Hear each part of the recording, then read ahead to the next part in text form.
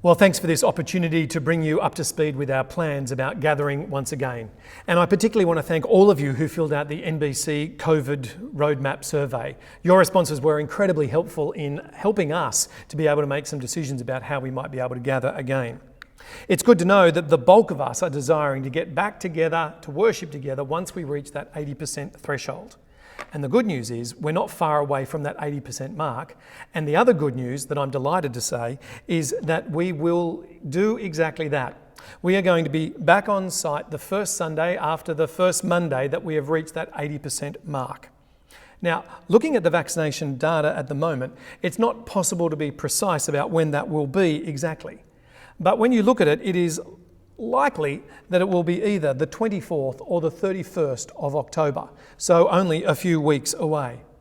Now, from that Sunday and for all the Sundays in November, we're implementing a COVID safety plan that will allow us to worship in person together again, regardless of your vaccination status.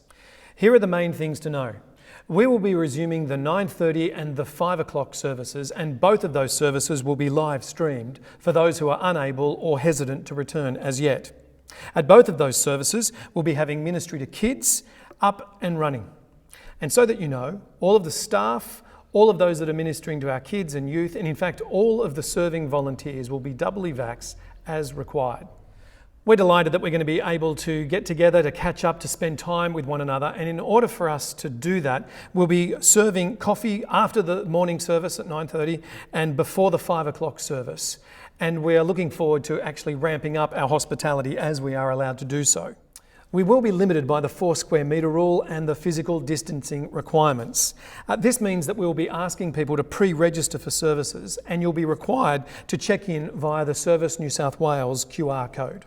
Now, to cater for the reduced numbers at each service, we'll be starting a third service up at Church on the Hill in Ingleside.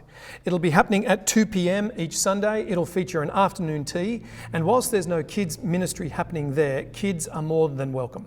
All 3 services will have the same sermon being preached, and sermons will be shorter, and we're going to be introducing a Q&A element into our format. Now, throughout October and all of November, we will be required to wear face masks, and we won't be allowed to sing congregationally. However, that won't stop us worshipping God together. We will be addressing the cleaning and sanitising requirements both before and after the services, and we will be increasing all of the ventilation in the spaces that we're using. So be prepared that it might be drafty on some occasions. If you have questions about the plan, or if you're concerned about gathering together with unvaccinated people, can you please give us a call so that we can have a conversation and talk about the best way that we could be caring for you? No doubt, this way of gathering again together is suboptimal, but so is living through a pandemic together, and we're still very much in that journey.